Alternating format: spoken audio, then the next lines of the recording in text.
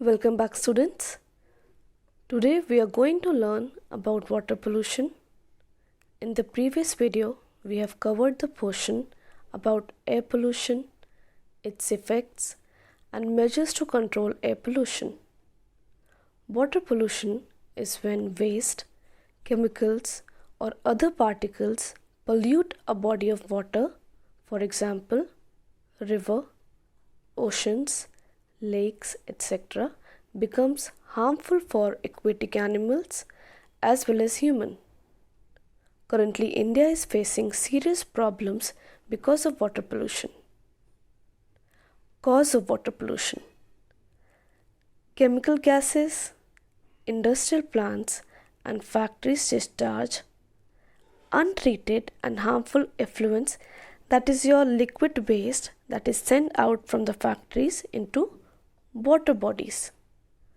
Point number 2. Even today, sewage that consists of human waste and rainwater is flushed directly into streams and rivers in many areas around the world. Sewage can introduce harmful bacteria that can make people and animals very sick. Point number 3. Household waste.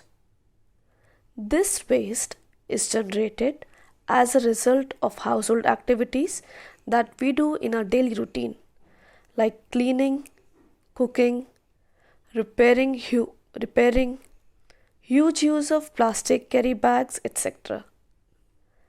The improper management and lack of disposal techniques leads the waste to drains from improper place to rivers, that leads to water pollution. Point number 4. Food producing waste are produced as solids and liquid waste as well. The solid waste is the portion of the starting material that cannot be utilized in the production of the intended product or the main product, such as the skins, pips, that is seed, and fibers of fruit which are removed in the production of juice. These, if not disposed properly, find their way to river. Fifth point: chemical fertilizers and pesticides. Pesticides are often sprayed on crops to kill bugs, insects. Chemical fertilizers are used by farmers to add nutrient to the soil. These strong chemicals can get into water through runoff of rainstorms. They can also contaminate rivers and lakes through accidental spills. Effects of water pollution on health. One of the most precious and important commodities for life on planet Earth is clean water. Dirty polluted water can make us sick because they contain virus, bacteria, and several other chemical toxicides. They cause diseases like hepatitis, cholera, typhoid, chickenpox, dysentery, and tuberculosis. On aquatic life, pollution in water can reach to a point where there isn't enough oxygen in water for the fish, and the fish that grow in such polluted water are also poisonous and extremely unhealthy to eat. Water pollution from major events like acid rain that you have already learned or oil spills can completely destroy marine habitats. On page number 144 in your book, there's a case study given about the river Ganga. In the case study of water pollution, the Ganga river's physical features are given like origin, length of the river, ranking based on amount of water discharge, and the level of pollution. Now, pollution in Ganga river. There are many causes that leads to pollution in the river Ganga. The reasons are increase in the population density, various human activities such as bathing, Various harmful industrial waste are also released in the river. Some people even cremate and dump the bodies of deceased into the river during holy rituals.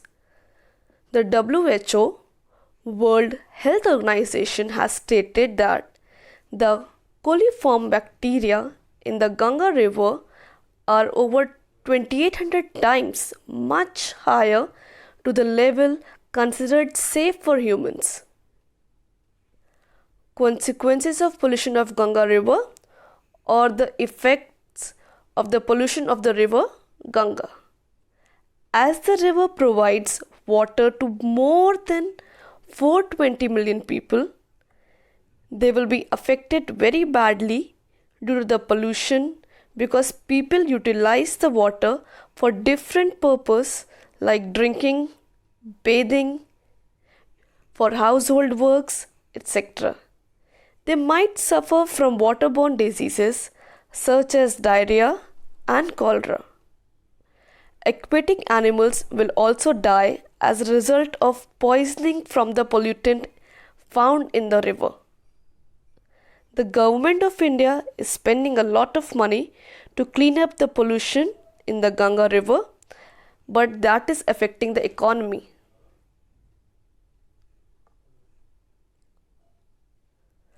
Now we'll learn about how to control water pollution.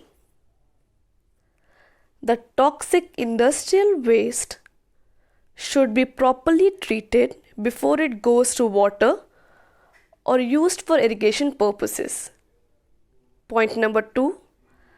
Garbage should not be disposed in sewage and the sewage water should be treated before being allowed to enter a river or any water bodies to control pollution. Point number 3. For carrying out any religious ritual in any river, a separate enclosure should be provided to treat the water and to separate the non-biodegradable waste from the water before mixing it with the main water bodies. Point number 4. Drinking water should be properly treated to make it free from the germs. We can make water free from germs by filtration systems using RO, that is reverse osmosis, using aquaguards or by boiling it. And students, there are different ways in which you can also save the water. And if you see someone who is polluting the water, because now you have learned how to control water pollution, you can stop them as well. Make sure that you revise the portion and go through the chapter as well. Thank you.